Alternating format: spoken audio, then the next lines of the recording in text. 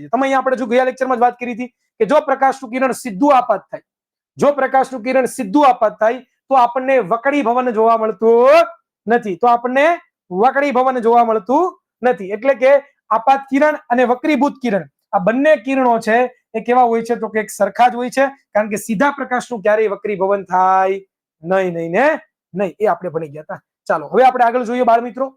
તો હવે હું જો એ પ્રકાશના કિરણને ત્રાંસુ કરીશ, અહીંયા તમે જોઈ રહ્યા છો I is equal to 0. I is equal to 0 નો મતલબ શું થાય?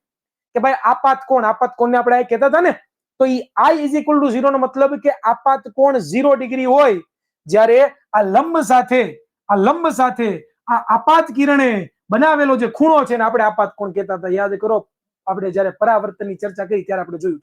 તો આ જે પરાવર્તન થાય છે I બરાબર I0, એનો મતલબ કે ત્યારે પ્રકાશનું વક્રીભવન થતું નથી. એ વસ્તુ યાદ રાખજો. હવે એ પ્રકાશના કિરણને જો હું ત્રાંસુ કરું છું વિદ્યાર્થી મિત્રો, શું કરું છું? હવે આ પ્રકાશના કિરણને છે હું ત્રાંસુ કરીશ. તમે જુઓ કે ભાઈ હવે પ્રકાશના કિરણને ત્રાંસુ પસાર કરું. જુઓ આ મેં પ્રકાશનું કિરણ છે એ ત્રાંસુ પસાર કર્યું. દેખાય છે? તમે જુઓ અહીંયા નજર કરશો વિદ્યાર્થી મિત્રો તો તમને જોવા મળશે કે અહીંયા હવે 0 કરતા આ કીધું ને I greater than 0, એટલે કે જે આપાત કોણ છે 0 કરતા એનું મૂલ્ય વધી ગયું ને, બરોબર? અહીંયા હોય તો 0 કહેવાય, અહીંયા આવે તો વધી ગયું ને મૂલ્ય આપાત કોણનું. હા કે ના બોલ ભાઈ? હા કે ના બોલ ભાઈ? હા કે ના બોલ?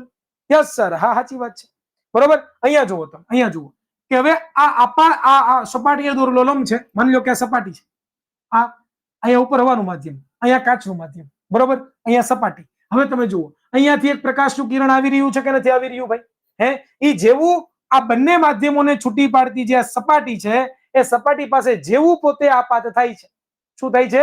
જેવું પોતે આપાત થાય છે એટલે શું થાય છે બેટા? આ પ્રકાશનું કિરણ આ બંને માધ્યમોને છૂટી પાડતી જે સપાટી છે ત્યાં પોતે આમ જાતું હતું. કેમ? આમ જાતું હતું, પરંતુ એ વાકું ક્યાં વળ્યું? તો કે આવી રીતે વાકું વળ્યું. કેમ? આવી રીતે, એટલે કે લંબની બાજુ. તો હવે તમે નજર કરી શકો, હવે તમે સમજી શકો છો, બરોબર? અહીંયા તમે સમજી શકો છો કે ઉપર કેવું માધ્યમ હતું, ઘટ કે પાતળું? ઉપર કેવું માધ્યમ હતું, ઘટ કે પાતળું? ભાઈ જણાવો એકવાર કોમેન્ટ બોક્સમાં ફટાફટ મને. ઉપર કેવું માધ્યમ હતું, ઘટ કે પાતળું? ઉપર પાતળું. આની અંદર કેવું છે, ઘટ છે કે પાતળું? ઘટ છે કે પાતળું? યસ, આની અંદર ઘટ. તો હવે તમે જોશો કે ભાઈ જ્યારે પ્રકાશનું કિરણ ઘટ માધ્યમમાંથી પાતળા માધ્યમમાં પ્રવેશે ત્યારે પ્રકાશનું કિરણ છે, પ્રકાશનું ત્રાંસુ કિરણ છે એ પોતે લંબ તરફ વાકું વળે ને, લંબ બાજુ, આમ પોતે આ બાજુ છે શું થાય છે? તો કે વાકું વળે છે વિદ્યાર્થી મિત્રો. અને એ પોતે છે તમે જુઓ છો કે આ વક્રીભૂત કિરણ, આ આપાત કિરણ હતું, આ કેવું થઈ ગયું? વક્રીભૂત કિરણ. તો આ વક્રીભૂત કિરણ છે એ હવે ક્યાં જાય? તમે જુઓ આખે આખા અરીસા પસાર થાય છે કે નથી થતું? હવે તમે જુઓ તો આ સપાટી, આ નીચેની સપાટી પર વિચાર કરો. ઉપર ઘટ માધ્યમ, નીચે પાછું કેવું માધ્યમ થઈ ગયું? હવાનું માધ્યમ થઈ ગયું કે નહીં? હા કે ના? હા કે ના ભાઈ? હા કે ના? હા કે ના? હા સર, હવાનું માધ્યમ થઈ ગયું. તો તમે અહીંયા નજર કરશો તમને ખબર પડશે બાળ મિત્રો કે અહીંયા ઘટ માધ્યમ છે, અહીંયા પાતળું માધ્યમ છે. તો અહીંયા તમે જુઓ કે ભાઈ જ્યારે પ્રકાશનું કિરણ ઘટ માધ્યમમાંથી પાતળા માધ્યમમાં પ્રવેશે ત્યારે પણ પોતે વાકું વળે છે. માધ્યમ બદલાય એટલે વાકું વળે. તો અહીંયા તમે જોશો તો કે લંબથી દૂર તરફ વાકું વળે. તમે જો દેખાય છે?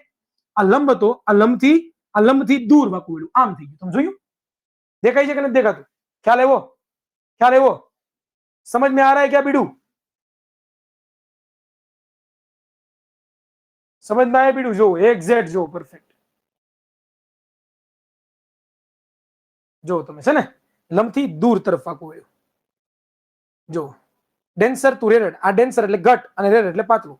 જો આ એક્ઝેક્ટ આખી પ્રોસેસ. હવે તમે આ કિરણને ઘડીક વાર ધ્યાનમાં ન લેતા, અહીંયાથી આમ જાય છે કિરણને ધ્યાનમાં ન લેતા, આપણે ખાલી અહીંયાથી આમ જાય છે આમ જઈને એને ધ્યાનમાં લેવાનું. તમે કહેશો કે સર આને કેમ ધ્યાનમાં ન લેવાય? અરે વિદ્યાર્થી મિત્રો, તમે છે ને ધોરણ 11-12 ની અંદર કિરણ પ્રકાશ શાસ્ત્રની અંદર એક થિયરી ભણશો જેને કહેવામાં આવે છે લાપ્લાસનો નિયમ, એવું કંઈક આવે છે, એક્ઝેક્ટ મને યાદ નથી, ભૂલાઈ ગયું છે, બરોબર?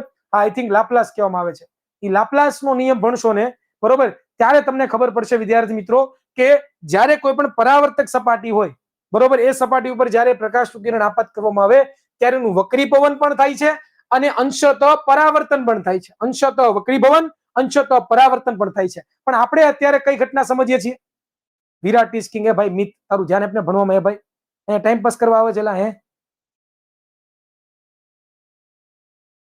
ચાલો, તો આપણે અત્યારે ખાલી શું જોવાનું? વક્રીભવન, વક્રીભવન, વક્રીભવન. ભાઈ ઉર્મિલા પટેલ વરસાદ પડે કે ન પડે એમાં શું ફરક પડે છે ભાઈ?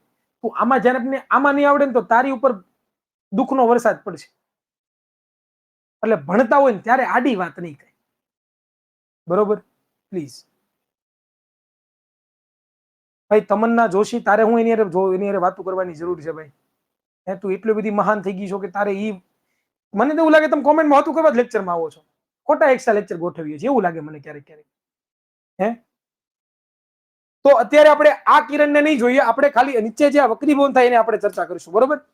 બાકી તમે છે લાપ્લાસનો નિયમ જોશો ત્યારે તમને ખબર પડશે. તમે જોવો છો કે પ્રકાશનું કિરણ તાસો આપત કરવામાં આવે છે ત્યારે વક્રીભવન પામે છે અને અહીંયા 2 વખત વક્રીભવન થાય છે. ખ્યાલ એવો, પણ જ્યારે સીધું પસાર થાય ત્યારે નથી થતું. તમે જો અહીંયા પણ આ સાઈડ ત્રાસુ કિરણ પસાર કર્યું, અહીંયા વક્રીભવન થયું, પાછું આગળ ગયું. તો ખ્યાલ એવો. હવે જો અહીંયા બે લેઝર લાઇટ પસાર કરું, જો 2 લેઝર લાઇટ પસાર કરું છું. એક સાંભળજો, એક લેઝર લાઇટ કાચમાંથી પસાર કરીશ, એક લેઝર લાઇટ ઉપરથી પસાર કરીશ. હવે આ નજારો જોવા જેવો છે, આ વસ્તુ જોવા જેવી છે, બહુ મસ્ત છે. અહીંયા ધ્યાન આપજો, અહીંયા ધ્યાન આપજો.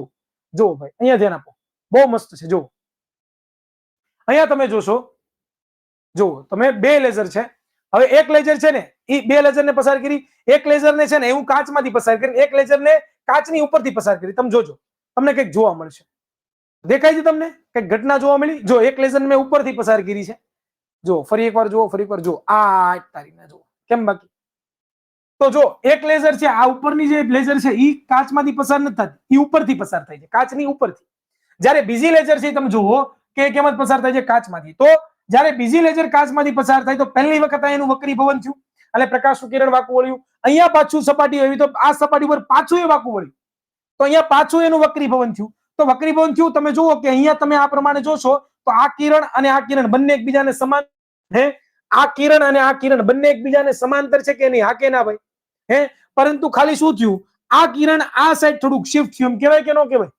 એકચ્યુઅલીમાં જો આ કાચનો ચોસલો ન હોત તો આ પહેલું કિરણ જે પ્રમાણે આવે છે એ પ્રમાણે બીજું કિરણ આવત કે ન આવત? હા કે ના ભાઈ? હે પહેલું કિરણ જે પ્રમાણે આવે છે એ પ્રમાણે બીજું કિરણ આવત કે ન આવત? હા કે ના ભાઈ? પરંતુ આ કાચનો ચોસલો આપણે વચ્ચે મૂકી દીધો છે, એટલે કે આ કાચનો ચોસલો મૂકવાથી શું થયું છે તો કે આ પ્રકાશનું વક્રીભવન થયું. એટલા માટે એકચ્યુઅલીમાં પ્રકાશનું કિરણ જાતું હતું આમ, પરંતુ કાચનો ચોસલો મૂક્યો એટલે આને પોતાનું શું કરી નાખ્યું વિદ્યાર્થી મિત્રો? તો કે સ્થાનાંતર કરી નાખ્યું. એટલે આને કહેવામાં આવે છે પાર્શ્વીય સ્થાનાંતર. શું કહેવામાં આવે છે? સ્થાનાંતર, અથવા તો અંગ્રેજીમાં એને લેટરલ શિફ્ટ કહેવાય.